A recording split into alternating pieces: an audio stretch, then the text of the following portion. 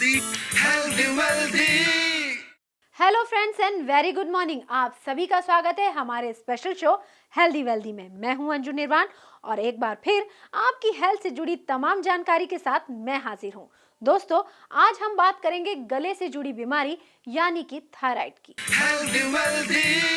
दोस्तों, अच्छा लाइफस्टाइल नहीं होने के कारण हम हर रोज उसे नजरअंदाज कर देते हैं।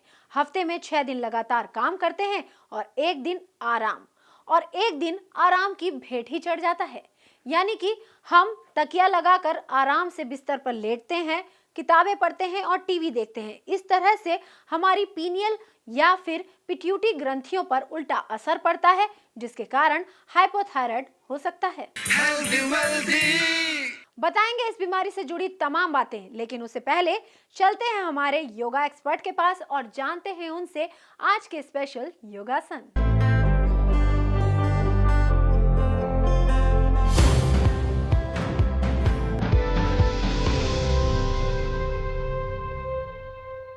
आज हम जिस व्यायाम को करेंगे वो एक प्राकृतिक व्यायाम है। नेत्रों के लिए प्रकृति ने जिस व्यायाम को दिया है उसे कहते हैं पलकों का झपकना। दृष्टि जितनी भी आप चाहें स्थिर कर लें, लेकिन कुछ सेकंड्स के बाद प्राकृतिक रूप से ये पलकें झपक जाती हैं। इसे ऐसे समझिए कि आप कार ड्राइव कर रहे हैं और न्यूट्रल गियर की जो आवश्यकता होती है वही आवश्यकता आपकी इन पलकों के झपकने की है। आपकी ये विधि प्राकृतिक है और बहुत ही सरल है। इसके लिए सबसे पहले सीधे होकर बैठ जाइए, चेहरा सामने की ओर। अपनी आंखों में कोई तनाव नहीं, कोमलता को लेकर आइए। चेहरे पर कोमलता, शिथिलता। आंखों को धीरे से बंद कीजिए, जैसे एक नन्हा सा बच्चा, एक नन्हा सा शिशु आंखों को बंद करता है। अपना ध्यान अपनी आंखों पर केंद्रित कीजिए। महसूस कीजिए शरीर के इस अंग को। धीरे धीरे आंखों को खोलिए, सामने की ओर देखिए। अब आपने शीघ्रता से अपनी पलकों को झपकना है। जल्दी जल्दी बंद कीजिए, खोलिए। इसे ब्लिंकिंग एक्सरसाइज कहते हैं। इसके माध्यम से आपकी आंखों का तनाव, थकावट सब दूर हो जाता है। जितनी देर भी आप आराम से कर पाएं इसे कीजिए और महसूस कीजिए कि आंखों में एक ताजगी, एक स्फूर्ति आने लगेगी। अब धीरे धीरे अपनी आंखों को बंद कर लीजिए। आंखें बंद, प्रेम पूर्वक आंखें बंद। अपनी आंखों में ताजगी का अनुभव कीजिए, जीवनी शक्ति का अनुभव कीजिए अपनी आंखों में।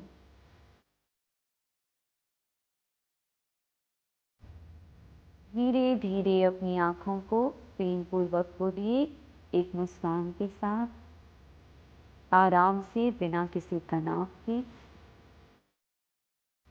ये एक्सरसाइज स्टूडेंट्स के लिए, बच्चों के लिए, विद्यार्थियों के लिए एक बहुत अच्छी एक्सरसाइज है। लेकिन ये एक्सरसाइज हर किसी व्यक्ति के लिए बहुत सरल है, बहुत अच्छी है, बहुत लाभकारी है और पूर्णतः प्राकृतिक है। तो इस एक्सरसाइज को कीजिए, इसका लाभ लीजिए और अपने नेत्रों को स्वस्थ कीजिए। धन्यवाद।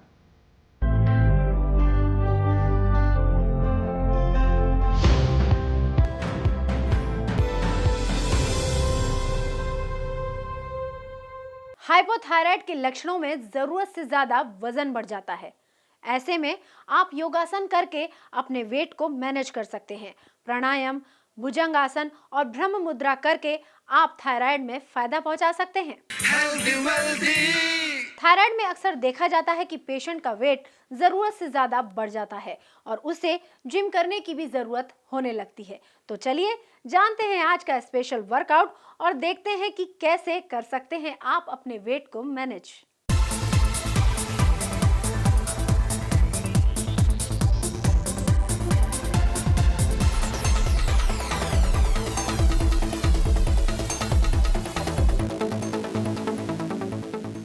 अगर हम देखें 97% पॉपुलेशन ऑफ इंडिया, उनको कोई ना कोई किसी न किसी तरह की प्रॉब्लम है एंड हम उन्हें स्पेशल पॉपुलेशन में कहते हैं। सो अगर किसी को सर्वाइकल है या किसी को लोअर बैक में पेन है या नी में इंजरी है, ये सारे लोग स्पेशल पॉपुलेशन में आते हैं। और अगर हम देखें तो नी इंजरी और लोअर बैक की तादाद सबसे ज़्यादा है। अगर आप लोअर बैक की बात करें तो लोअर बैक की प्रॉब्लम तब होती है जब आपके लोअर बैक की मूवमेंट बहुत ज़्यादा है और मसल स्ट्रॉन्ग नहीं है। दूसरी बात, अगर आपकी मसल्स बहुत ज़्यादा टाइट है तो भी आपको मूवमेंट में प्रॉब्लम होगी, क्योंकि अगर आपकी मसल टाइट है तो आपका मूवमेंट बहुत ही स्मूथ नहीं होगा और आपके मसल्स जो हैं वो बहुत ज़्यादा खींचेंगे। सो अगर आपको लोअर बैक में प्रॉब्लम है तो सबसे बड़ी और इम्पॉर्टेंट बात यह है कि उसको स्ट्रेंथन करना ज़रूरी है।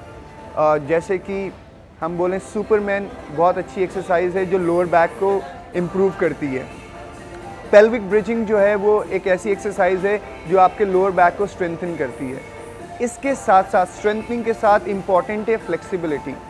आजकल के लोग फ्लेक्सिबिलिटी पे कम ध्यान देते हैं और फ्लेक्सिबिलिटी अगर कम है तो मसल का रेंज ऑफ मोशन कम हो जाता है, और अगर रेंज ऑफ मोशन कम है तो मसल में ज़्यादा मूवमेंट नहीं होगी और मूवमेंट कम होगी तो मसल में पेन ज़रूर होगा।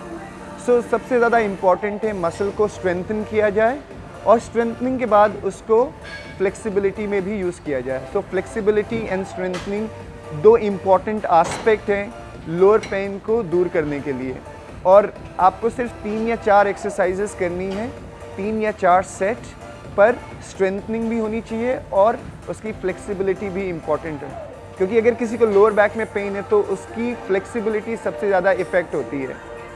फॉर एग्जांपल, अगर मुझे झुकना है और मेरे लोअर बैक में पेन है तो मैं झुक नहीं पाऊँगा, पर अगर मैं इस मांसपेशी को स्ट्रेंथन करूँ और मैं इसको फ्लेक्सिबिलिटी भी दूँ तो मैं ज़्यादा रेंज ऑफ मोशन में ज़्यादा झुक सकता हूँ। अगर आपके नी में इंजरी है तो आपके लिए सबसे अच्छा एक्सरसाइज है लेग एक्सटेंशन।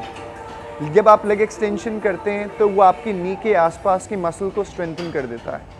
और दूसरी एक्सरसाइज है आइसोमेट्रिक, यानी आप अपने मसल को एक पर्टिकुलर अमाउंट के लिए होल्ड पे रखें। सो उससे आपके आसपास की मसल को स्ट्रेंथनिंग मिलेगी। बट अगेन, नी पेन वालों को स्क्वाट मना है और ट्रेडमिल मना है, पर वो लेग एक्सटेंशन कर सकते हैं और अपनी नीज़ को वापस से सेम फ्रेम में ला सकते हैं जिस तरह वो पहले से थे। सो किसी भी चीज़ को अगर आपको ठीक करना है, सबसे इम्पॉर्टेंट चीज़ है एक्सरसाइज, और उसमें भी राइट अमाउंट ऑफ इंटेंसिटी होनी चाहिए, राइट रेपिटेशन होने चाहिए, और उस मसल की फ्लेक्सिबिलिटी भी करना ही उतना ही इम्पॉर्टेंट है जितना स्ट्रेंथनिंग करना इम्पॉर्टेंट है। राइट, सो दोस्तों, मैं आपसे ये कहना चाहूँगा कि आप लोग प्लीज़ अपने लिए वक्त निकालें, ज़्यादा नहीं पर 30 मिनट, हफ्ते में 3-4 बार सही, और आप प्लीज़ जाइए और कुछ अमाउंट ऑफ कार्डियो, अगर आपको खेल कूद पसंद है तो कुछ खेलिए, अगर आपको दौड़ना पसंद है तो आप दौड़िए, अगर आपको पार्क में सैर करना पसंद है तो आप पार्क में सैर करने जाइए, अगर आपको अपने मसल को स्ट्रॉन्ग करना है तो वर्कआउट कीजिए, सही खाइए और सही अमाउंट में सोइए। और मैं दावे के साथ कह सकता हूँ कि हर एक बंदा जो थोड़ी भी एफर्ट करेगा अपनी बॉडी में बहुत चेंजेस देख सकता है।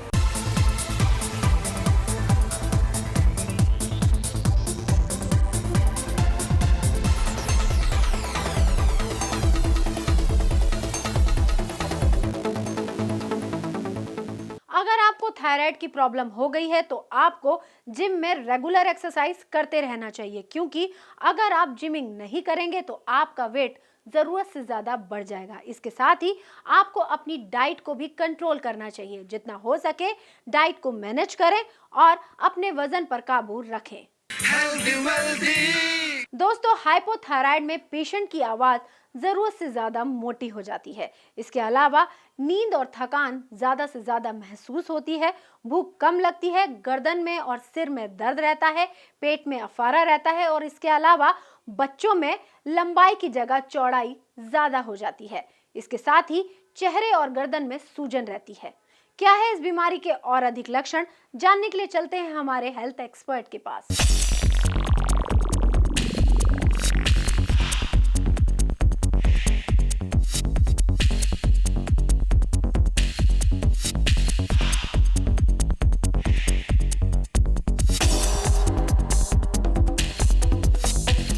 आज हम एक बहुत ही इम्पॉर्टेंट टॉपिक है जिसके बारे में हम बात करने जा रहे हैं।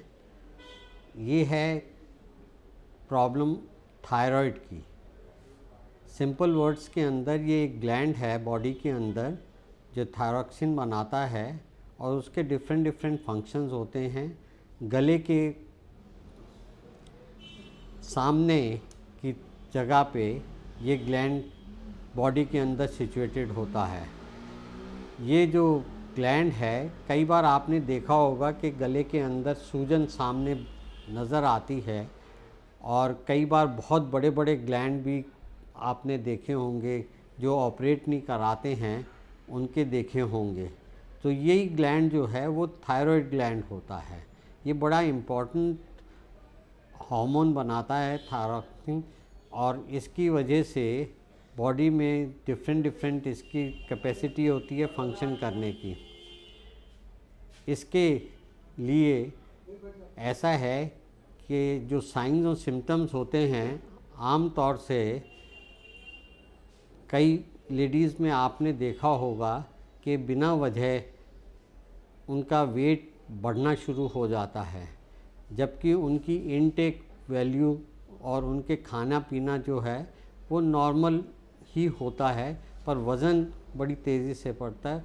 उसमें उनकी पल्स अगर देखें तो वो बड़ी पतली सी पल्स होती है, थिन पल्स जिसे कहते हैं, और फास्ट होती है। नॉर्मल जो 72 हम मान के चलते हैं एवरेज, उससे फास्ट होती है। 90 भी हो सकती है, 100 भी हो सकती है, 110 भी हो सकती है।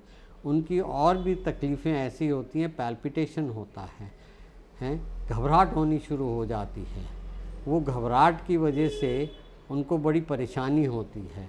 तो उन पेशेंट्स के अंदर, उन इंडिविजुअल के अंदर थायराइड का एग्ज़ामिनेशन कराना बहुत ज़रूरी होता है। उसके हार्मोन्स जो होते हैं T3, T4, TSH आमतौर से कराए जाते हैं ताकि पता लगे कि ये हाइपोथायरॉयडिज्म है कि हाइपर। हाइपो मीन्स कम, जिसमें कई बार इवन जो बिल्कुल इस जैसे मैंने अभी बताया कि वेट बढ़ जाता है, कईयों में कम भी हो जाता है। उस कंडीशन में भी थायराइड के अंदर कई प्रॉब्लम्स आ जाती हैं और इसका बचाव, जैसे इसमें कई पेशेंट्स के अंदर इसमें थायराइड जिनको होता है उसमें शुगर की भी प्रॉब्लम, शुगर हाई होने की भी प्रॉब्लम, डायबिटीज़ होने की भी प्रॉब्लम काफ़ी रहती है। इसलिए बड़ा ज़रूरी है कि आज का जो पेशेंट इंडिविजुअल है जिसका वज़न बढ़ रहा है या वज़न कम हो रहा है, उसका थायराइड ज़रूर चेक होना चाहिए। इसकी वजह से पैल्पिटेशन होती है, रात में घबराहट आती है, पसीने तक आते हैं। इसलिए इस पेशेंट्स के अंदर अगर तो हाइपरथायरॉयडिज्म होता है, उसके अंदर ना इनको थायरॉक्सिन की टैबलेट दी जाती है।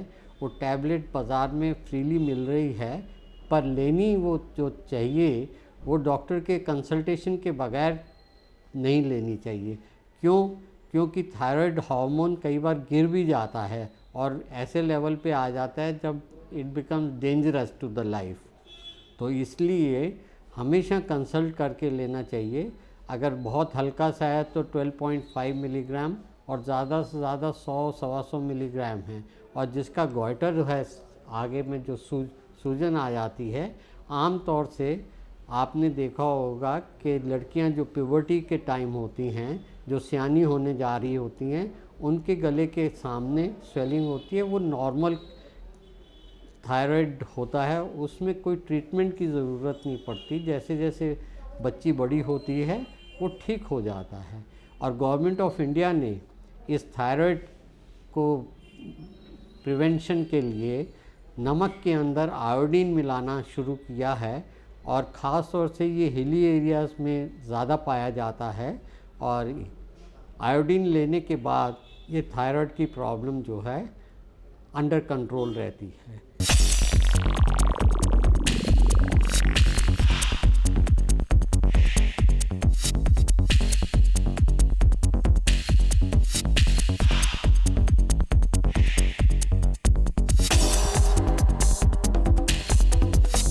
थायराइड होने से मांसपेशियां कमजोर हो जाती हैं, आपकी हड्डियां भी कमजोर हो जाती हैं। इसलिए आपको कोशिश करनी चाहिए कि आप नमक वाला और प्रोटीन वाला खाना खाएं, जिससे कि आपको थायराइड में आराम मिले। इसके अलावा सोते समय आपको तकिए का इस्तेमाल नहीं करना चाहिए। थायराइड होने से आपकी मांसपेशियां कमजोर हो जाती हैं। इसके अलावा आपकी हड्डियां भी कमजोर होने लगती है। इसके लिए जरूरी है कि आप अपना रेगुलर टेस्ट कराएं, सोते समय तकिए का इस्तेमाल नहीं करें और जितना हो सके अपने खाने में आयोडीन युक्त नमक और प्रोटीन वाली सब्जियां खाएं। दोस्तों, हाइपरथायराइड ज़्यादा खतरनाक होता है क्योंकि इसमें आपके थायराइड ग्लैंड के हार्मोन्स डिसबैलेंस हो जाते हैं, जिसके कारण आपका बीएमआर बढ़ जाता है। आप ज़रूरत से ज़्यादा खाना खाने लगते हैं क्योंकि आपको भूख भी बहुत ज़्यादा लगने लगती है। इसके अलावा आपका वजन भी ज़रूरत से ज़्यादा बढ़ने लगता है। कैसे आप अपनी डाइट को कंट्रोल करें, कैसे आप अपने थायराइड पर कंट्रोल पाएं, जानने के लिए चलते हैं हमारे डाइटिशियन के पास और जानते हैं उनसे कि क्या है स्पेशल डाइट जिससे हो सके वेट मैनेज।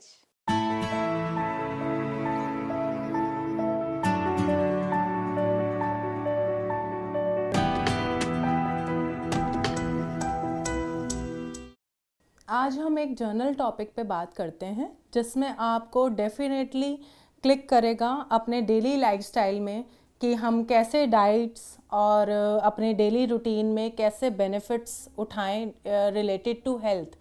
जैसे कि अगर बोला जाए कि हम अर्ली मॉर्निंग ये स्पेसिफिकली ब्रेकफास्ट लें, अर्ली मॉर्निंग बोला जाता है आप ल्यूकवार्म वाटर लीजिए, it's good for constipation, it's good fruits, it's good for you, you know, rather than junk foods आप फ्रूट्स को प्रेफरेंस दीजिए, या आप रोस्टेड चने का इस्तेमाल कीजिए अपने डेली लाइफस्टाइल में, वो डाइजेशन के लिए अच्छा है।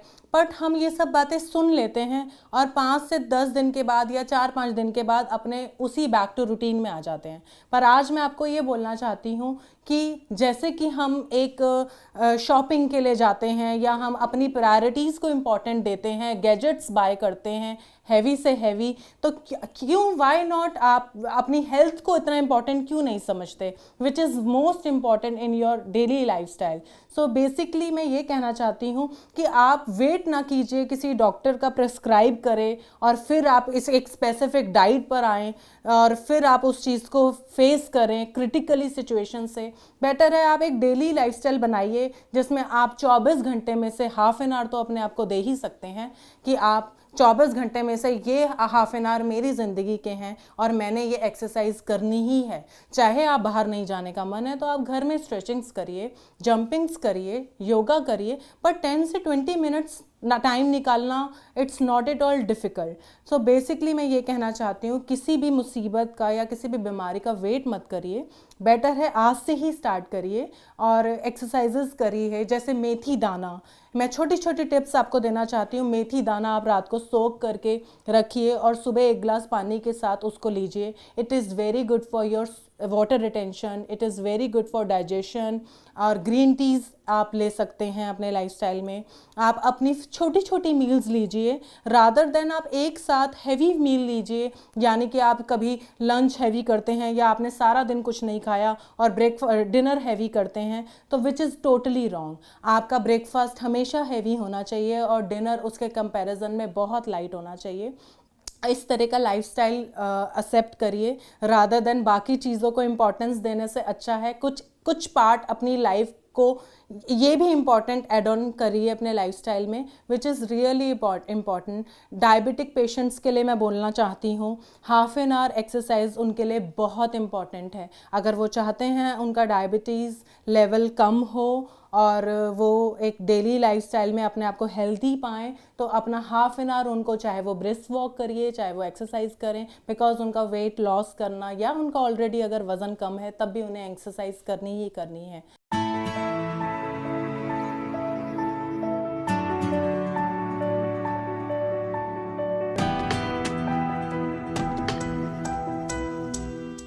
थायराइड के रोगियों के लिए धूम्रपान एक जहर है। सिगरेट के धुएं में पाया जाने वाला थायोसाइनेट थायराइड ग्रंथि को नुकसान पहुंचाता है। इसलिए जितना कोशिश हो सके कि आप एक्टिव और पैसिव स्मोकिंग से दूर रहें। थायराइड एक ऐसी बीमारी है जो आपको किसी भी उम्र में अपनी चपेट में ले सकती है।